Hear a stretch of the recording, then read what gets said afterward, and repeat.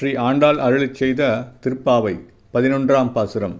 கற்றுக்கரவை கணங்கள் பலகரந்து செற்றார் திரளழியச் சென்று சிறுச்செய்யும் குற்றமொன்றில்லாத கோவலர்தம் பொற்கொடியே புற்றர வல்குல் புனமையிலே போதராய் சுற்றத்து தோழிமார் எல்லாரும் வந்து நின் முற்றம் புகுந்து முகிழ்வண்ணன் பேர்பாட சிற்றாதே பேசாதே செல்வப் பெண்டாட்டி நீ எற்றுக்குறங்கும் பொருளேலோர் எம்பாவாய்.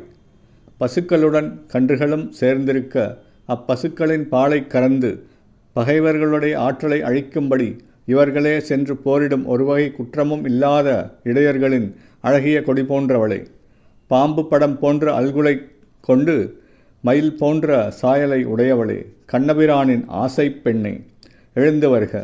உன் முன்வாசலில் உறவு முறை கொண்ட தோழிகள் அனைவரும் கூடி மேகநிறக் கண்ணனின் திருநாமங்களை பாடிட நீயும் அதனை கேட்டும் அசையாமலும் மறுமொழி கூறாமலும் உறங்கிக் கொண்டிருப்பது எதற்காக? ஸ்ரீ ஆண்டாள் திவ்ய திருவடிகளே சரணம்.